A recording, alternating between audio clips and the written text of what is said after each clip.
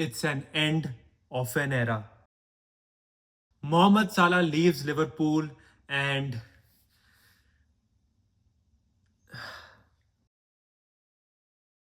Mohamed Salah has decided to leave Liverpool at the end of this season. And as a Liverpool fan, right now I'm just feeling grateful, thankful, and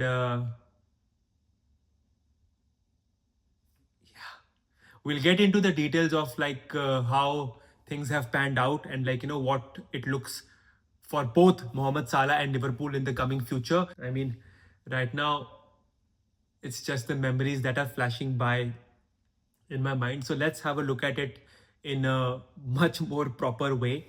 So the story began in the summer of 2017 when Liverpool were looking to strengthen their attacking options, and they were looking for a right winger, and they already had the likes of Firmino, Sadio Mane on the left wing, who was providing us that pace. But I think Liverpool Klopp knew that they were looking and wanted a really pacey winger on the other side too. And then there were a couple of names being floated, and the recruitment team led by Michael Edwards at that point of time landed up with the name of Mohamed Salah. And I think he signed for us for around 37 million pounds, if I'm not wrong.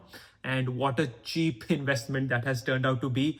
So after having a dreadful experience in England prior to that, to come back to England and perform in the way that he did, not only in his first season or the second season or the third season for that matter, knowing that he wanted to prove a point, the way he answered his critics, the way he answered anybody who sort of doubted him is just something that all Liverpool fans can learn from. So let me just quickly address how the decision was made by Mohamed Salah himself, and what we know about this current decision that he has just made. So he signed a contract extension last year, and there were real doubts on whether he would extend with us or whether he would leave us on a free, because we know how pivotal he has been across these 9 years. And I mean, it was a great moment when we saw that picture of that throne being placed inside the Anfield Stadium, and him just coming into that frame and sitting on his throne as the Egyptian king. So he signed on for 2 more years, and when he leaves, he would be having 1 more year left in his current deal. But I think, talking to Liverpool, talking to the concerned authorities, a decision has been made that it would be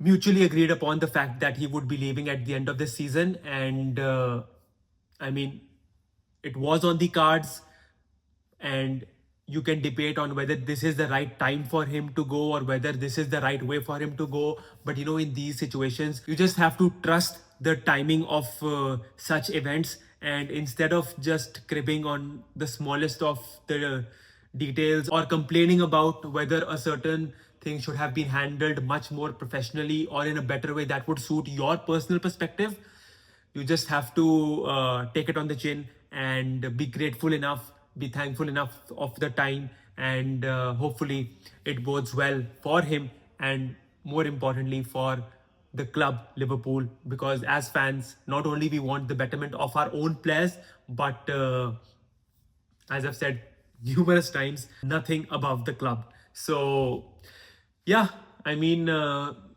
let's have a look at his glorious moments, because you name any opponent, whether it's in the Premier League or the Champions League, he will be having an iconic moment against them.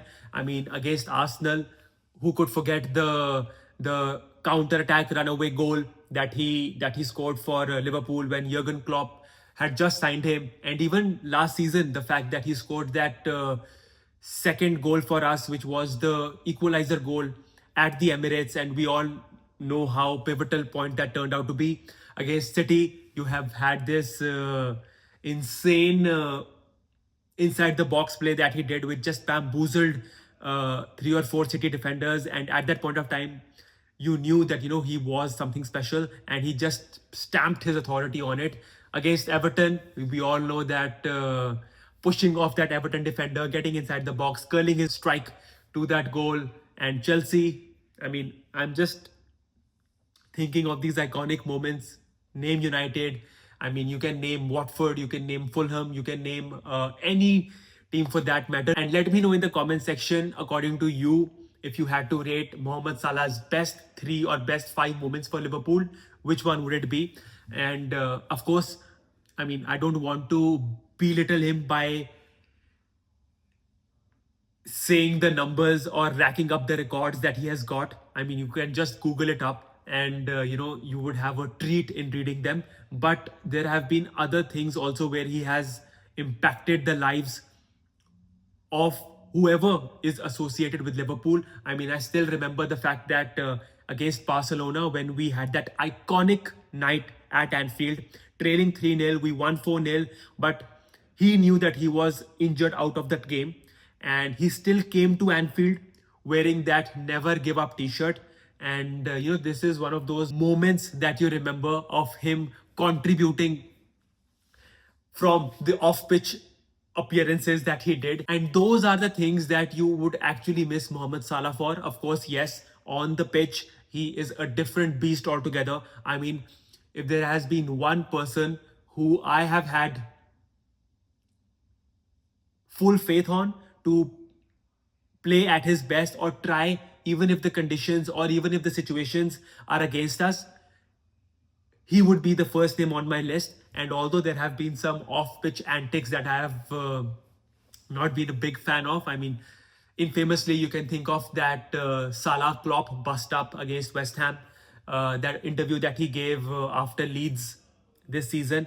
But I don't want to mention those things, and I'll be very honest, those things are not even coming up in my mind at this point of time. I'm just being remembered of how special he made me feel during those moments when he did get us that victory, when he did get us those special moments in the game. I mean, like last season when Jurgen Klopp, after having been there for almost a decade or so, like Mohamed Salah, left that manager's position, and with Arne Slot coming in, and of course we all know about his iconic curler of a strike, but the way he started giving assists of finding either Cody Gakpo or Luis Diaz, or his partnership with Darwin Núñez, and I am talking about his ability to find that person at the far post. So I mean, it has just been incredible to see the evolution and the greatness that he has achieved. And I'm sure that there are many Liverpool fans like me who, at this point of time,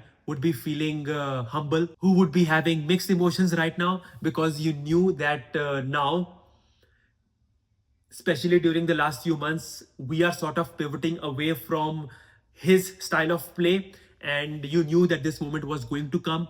And I mean, I'm just happy for the fact that we were able to see this player play for our club and be the great man he is. I mean, I cannot not mention the partnership that he shared with Sadio Mane and Roberto Firmino, and that was a lethal trio. And he was one of those pillars who sort of was influential in getting us all the trophies that we did, that he did. And I mean, starting from the first one, which was the Champions League back in 2019, and following it up with the Premier League, and then it was the League Cup, the FA Cup, and I have to mention the Club World Cup as well. And yeah, I think he ticked every trophy in the cabinet. And apart from his personal awards, I mean, he did everything that he could for Liverpool. And instead of me being dragged down with the final specifics of the deal, or like, how, like, why is he going on a free transfer, I would just rather appreciate the fact that I was able to witness this player play in his prime for my club and be the best professional that I could have hoped for. So in the end, I would just like to share a personal story, which is that the first time that I visited Anfield for a game was back in 2024. And if I'm correctly remembering it, it was the 31st of March when I actually saw the lure of Anfield, when Jurgen Klopp was in his last 3 months of his contract. And it was against Brighton, which was my first match at Anfield. And he scored that winning goal. The game ended 2-1, and that would be something that I would be holding very dearly in my heart, and the fact that I was able to see him play live as well, yeah, that would something that I won't trade for anything. So I think for Liverpool as well, it would be something that they could also potentially explore on what are the right wing options in the market, because I know it depends on how we end the season. Like, do we get Champions League? Do we not get Champions League? And how does that change our transfer targets? But I mean, just thinking of numbers right now, he was one of the top earners in our club, and if we do get him, like we are getting him off our books, so that would free up a lot of money which would be used on potentially signing another great signing. So yeah, it would be interesting to see which names would appear, but again, that is something for later. But I just want to say thank you, Mo. Thank you for everything. Thank you for those special memories. Thank you for those incredible years that we have experienced with you being our number 11. And my urge to all Liverpool fans would be that if you are in that stadium, when you see Mohamed Salah stepping onto the pitch for the final few times in that red jersey, sing on top of your voices, make him feel loved, make him feel special, because that is the least he deserves, because you will forever be our Egyptian king. Let me know what your favorite moment has been for Mohamed Salah in that Liverpool jersey. And even if you are not a Liverpool fan, I'm pretty sure you would be feeling your own emotions. So let me know that as well. And yeah, I'll see you in the next one very shortly. Till then, take care. Thank you, Mo.